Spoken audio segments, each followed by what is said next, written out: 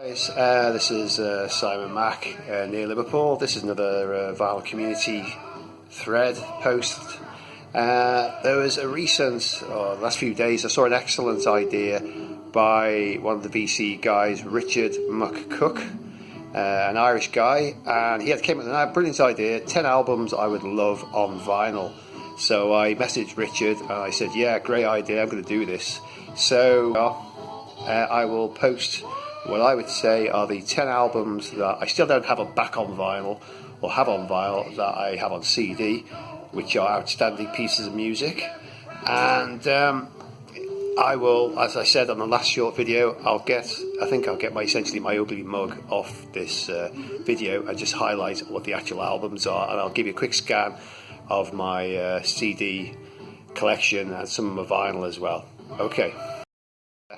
So yeah, hi guys. I will rattle through probably my 10 ones I can think of I thought about this morning. Thanks, Richard, for the idea. I'm going to basically copy you because it's a great idea. Here are at least some of my CDs, or most of my CDs, hidden in the back, which go back, like most of us I think in the vinyl community, for many years.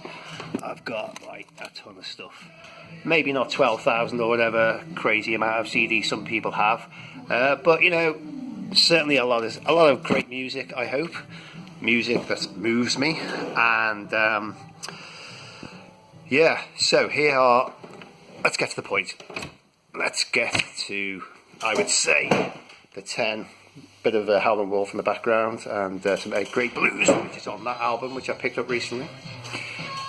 But here we go.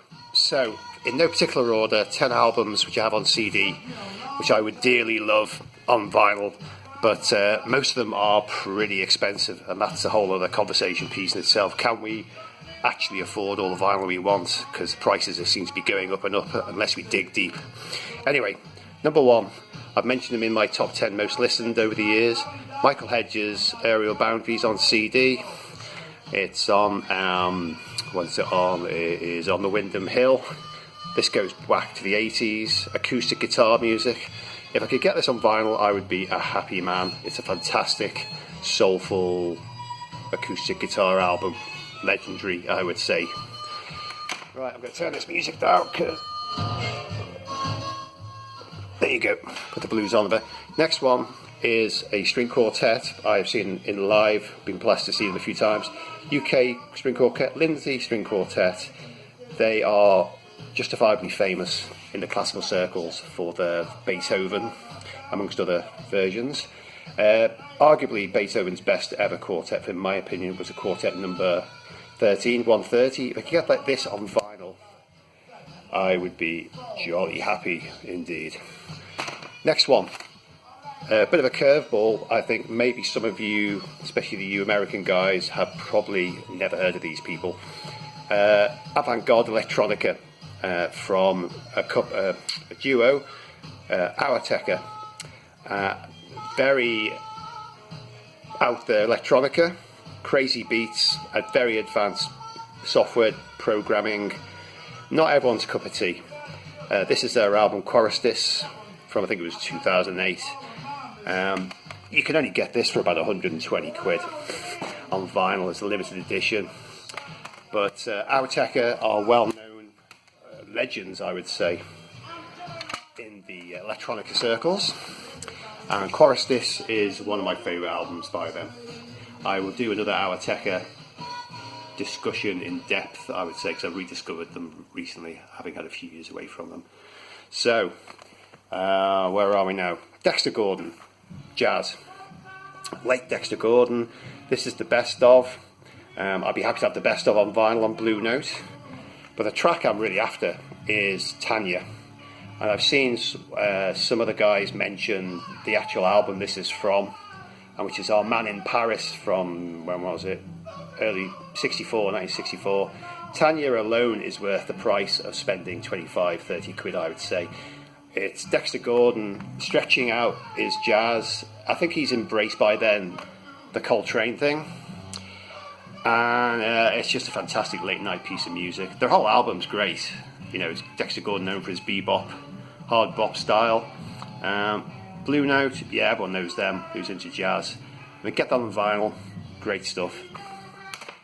Again, another curveball.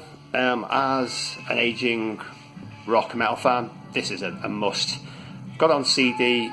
I had the great privilege to see them live during this era when Cliff Burton was still with them, and yet Ride the Lightning, Metallica for me just has the biggest impact because that was the one I first really heard when I was about 17. So to have Metallica, Ride the Lightning on vinyl, that's definitely on my list of wannabes.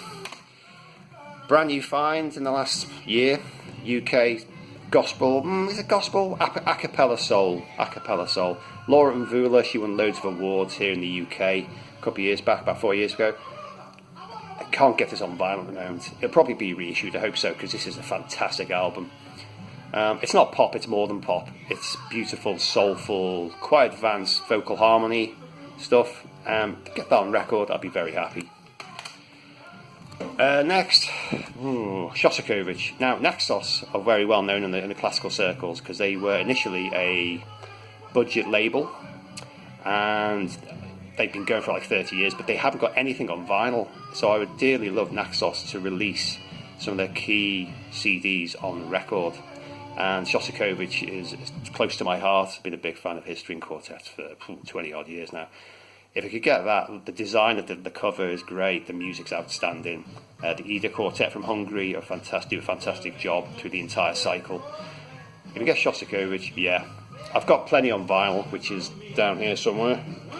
That's part of some of my collection. I've got shelves down there somewhere. Hang on, where are we? There you go, there's another one, which, I was so happy to pick that up. The real deal. Anyway, I digress.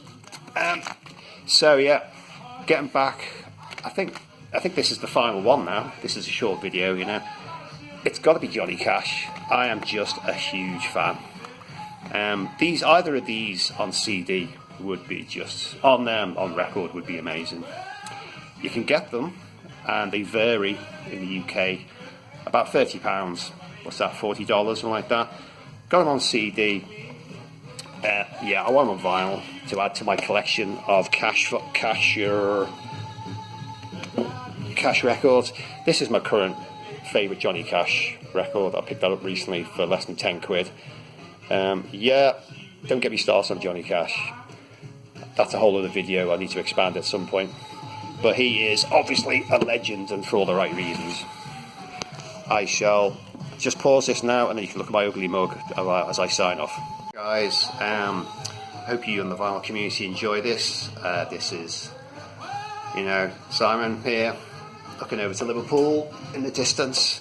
Day off from work, and well done, Batman, for suggesting the top 10 most wanted records.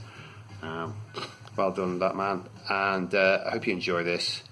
I'd be interested for you to post your own videos, and then we can all compare what our loves are in music and what we want. Alright, cheers and God bless. Bye.